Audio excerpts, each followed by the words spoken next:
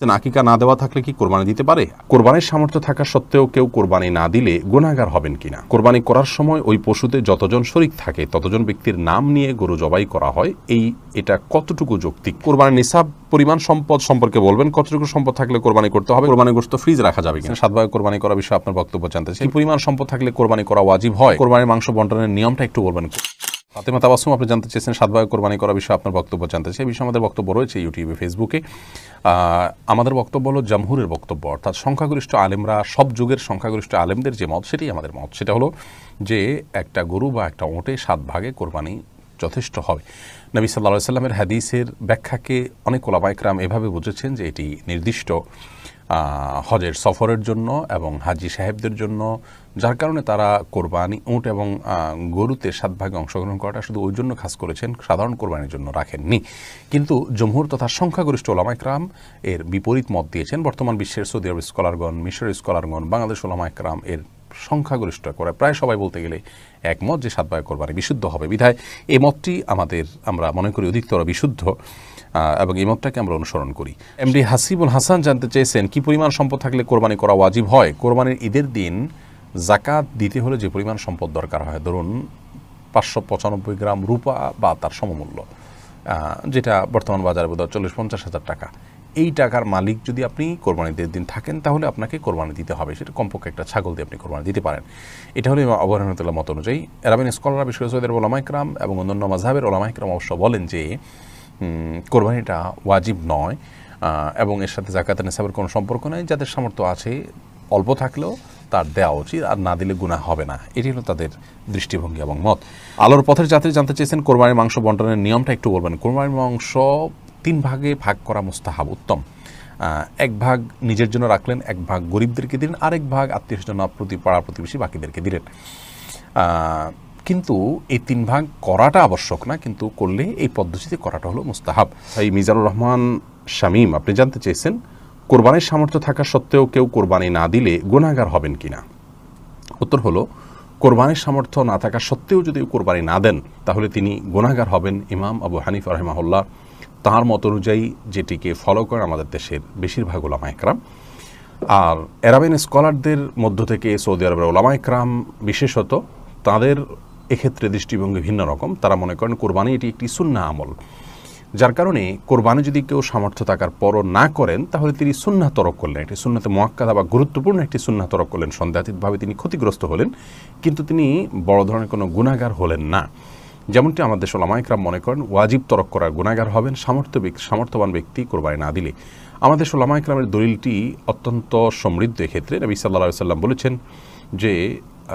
যে ব্যক্তি কোরবানি করার সামর্থ্য রাখে অথচ কোরবানি করলো না, সেই জন্য আমাদের ঈদগাহে না আসে। এবং এই মর্মে কাছাকাছি ধরনের ভাষ্য অনেকগুলো হাদিসে আসছে, যে ভাষ্য থেকে বোঝা যায় যে নবী সাল্লাল্লাহু আলাইহি সাল্লাম সামর্থ্যবানদেরকে কোরবানি করতে আবশ্যকভাবে নির্দেশ করেছেন এবং না করলে তার জন্য তিনি সতর্কবাণী দিয়েছেন। অতএব সামর্থ্যবানদের জন্য কোরবানি না করে থাকাটা অনুচিত হবে আমরা মনে করি। যদিও বিপরীত দিক থেকে যারা এটিকে সুন্নাহ মনে করেন তাদেরও দলিল হলো নবী আলাইহিস সালাম বিভিন্ন হাদিসে এটিকে সুন্নাহ বলে অভিহিত করেছেন।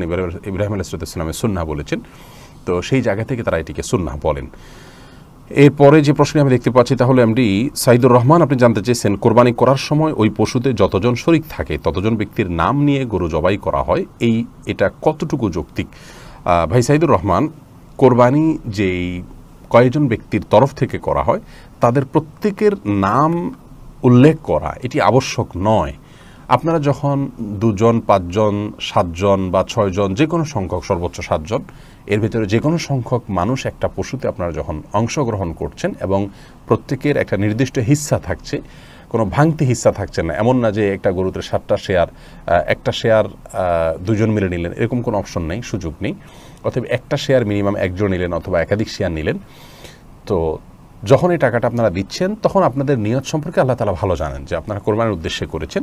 এখানে আলাদা করে তাদের নাম উল্লেখ করতে হবে, জপতে হবে, এমনটি আবশ্যক নয়। যদিও কোরবানি করার পর এটি বলা সুন্নাহ যে আল্লাহ, এই কোরবানি যেটি হলো এটিকে অমুক অমুক অমুক ব্যক্তির তরফ থেকে আপনি কবুল করে নিন, এভাবে যদি উচ্চারণ করা যায় ভালো।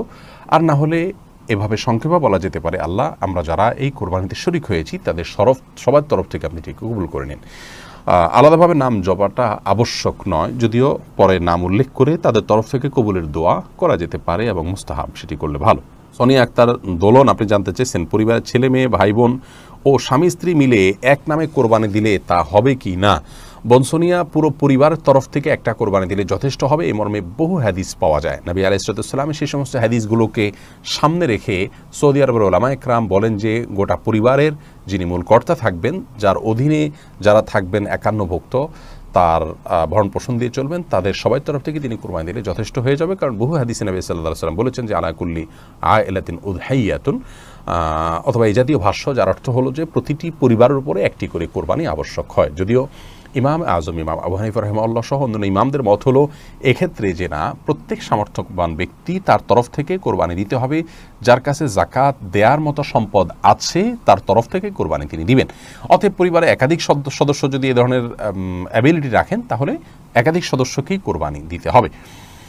আর এই যে দ্বিতীয় মত যারা বলেন, তারা প্রথমোক্ত মতে যে হাদিস তারা পেশ করেছেন যে প্রত্যেক পরিবারের তরফ থেকে একটা কোরবানি হলেই হবে, তারা ওইটার ব্যাখ্যা বলেন যে আসলে তখন একটা পরিবারে একজন কর্তা ছিলেন আর সবাই তার অধীনস্থ থাকতেন। একাধিক ব্যক্তি সাধারণত উপার্জন করতেন না। যখন উপার্জন হয়ে যেতেন, উপার্জনক্ষম হয়ে যেতেন ছেলেরা, বা তখন তারা বিবাহ করতেন এবং স্বাভাবিকভাবে তাদের আলাদা পরিবার উঠে দাঁড়াতো। তো নবী সাল্লাল্লাহু আলাইহি ওয়াসাল্লাম সেই দৃষ্টিকোণ থেকে বলেছেন।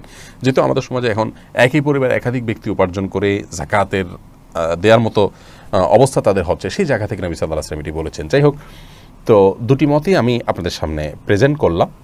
পরিবারের একাধিক ব্যক্তি যদি সামর্থ্যবান থাকেন, তার সেই একাধিক ব্যক্তি কোরবানি তাদের তরফ থেকে করার মতটি অধিকতর নিরাপদ। এরপরে নাইমুল হক আজাদ জানতে চেয়েছেন, কোরবানির নিসাব পরিমাণ সম্পদ সম্পর্কে বলবেন। কতটুকু সম্পদ থাকলে কোরবানি করতে হবে? কোরবানির নিসাব হলো জাকাতের নিসাব। একজন মানুষের কাছে 595 গ্রাম রূপা বা তার সমমূল্য যদি থাকে, তাহলে তার উপরে কোরবানি বর্তাবে। এবং সেই নিসাবটি হলো বর্তমান বাজার মূল্য হিসাব করলে আপনার 595 গ্রাম রূপার যে মূল্য আছে সেটি হয়তো 40 বা 50 হাজার টাকা বা তার কাছাকাছি ফিগারে থাকবে। অতএব আপনি কোরবানির নিসাব, যেটা জাকাতের নিসাব, সেটিকেই ধরে নেবেন। যদিও এর আগে আমরা শুরুতেই বলেছি যে কোরবানি যে ব্যক্তি করার সামর্থ্য রাখেন তার উপরে কোরবানিটি বর্তায়, এর জন্য নিসাব কোনো আবশ্যক নয়, এমনটি মত দিয়েছেন সৌদি আরব ওলামা একরাম এবং অন্যান্য মাযহাবে। হানাফি মাযহাব বা আমাদের ওলামা একরাম বা আমাদের দেশের যে স্কুল অফ থট ওলামা একরাম ফলো করে থাকেন, সেটিতে আপনার আপনার জাকাতের নিসাব হলে তখন কোরবানি আবশ্যক হবে বা বর্তাবে। এমনি সোহেল জানতে চাইছেন, কোরবানির গোশত ফ্রিজে রাখা যাবে কিনা? হ্যাঁ, কোরবানির গোশত ফ্রিজে রাখতে পারেন, কোনো অসুবিধা নেই। তবে ফ্রিজে রাখার উদ্দেশ্যেই যেন কোরবানি না হয়। কোরবানি করার পর গোশত থাকলো, থেকে গেল, সেগুলো রেখে দিলেন ফ্রিজে, অসুবিধা নেই। এমনি জাহিদুল ইসলাম জানতে চেয়েছেন, আকিকা না দেওয়া থাকলে কি কোরবানি দিতে পারে? আকিকার সাথে কোরবানি কোনো সম্পর্ক নেই, দুটো সম্পূর্ণ দুই ধরনের ইবাদত। আকিকা না থাকলেও কোরবানি দিতে পারেন, আকিকা না দিলেও কোরবানি দিতে পারেন। এর পরের প্রশ্ন করেছেন মাহবুব আলম, আপনি জানতে চাইছেন মৃত আত্মীয়র নামে কোরবানি করা যাবে কিনা? মৃত আত্মীয়ের নামে কোরবানি করা যাবে, এ বিষয়ে গত নির্বাচিত প্রশ্নোত্তর লাইভে আমরা বলেছি। মৃত আত্মীয়ের নামে কোরবানি করা যাবে। রাসূল আকরাম সাল্লাল্লাহু আলাইহি সাল্লামের তরফ থেকে তার ওয়াফাতের বহুকাল পর আলী রাদিয়াল্লাহু তাআলা কোরবানি করেছেন, বাইহাকি মুসনাদ আহমদ শবিনে হাদিসে বর্ণিত হয়েছে। সেজন্য মৃত ব্যক্তির পক্ষ থেকে কোরবানি করা যাবে। কোন ওলামা একরাম বলেন যে জীবিত ব্যক্তির নামের সাথে অ্যাড করে এটা করতে হবে, যদিও জমহুরগণ সাধারণভাবেই মৃত ব্যক্তির তরফ থেকে আলাদা কোরবানি করার পক্ষে মত দিয়েছেন, জায়েজ আছে। মালিক শাহ জাইন আপনি জানতে চেয়েছেন, যারা কোরবানি দেয় সেসব আত্মীয়কে কি কোরবানির গোশত দেওয়া যাবে? অনেকে গোশত না দিলে আবার মাইন্ড করেন, তবুও তাদের প্রচুর গোশত হয়। কোরবানি দিলেও তা কাউকে কোরবানির গোশত দেওয়া যেতে পারে, কারণ আল্লাহ রাব্বুল আলামিন কোরবানির গোশত সম্পর্কে কোরআন কারীমের একাধিক জায়গায় বলেছেন যে নিজে খাও এবং যারা অভাবী নন তাদেরকে, অন্য মানুষদেরকেও দাও, যারা অভাবী মানুষের কাছে চায় তাদেরকেও দাও। তার মানে এখানে আত্মীয় স্বজন যারা সলভেন্ট আছেন, আত্মীয়তার বন্ধনস্বরূপ তাদের জন্য কিছু হাদিয়া আপনি পাঠাতে পারেন, এতে কোনো দোষের কিছু নেই।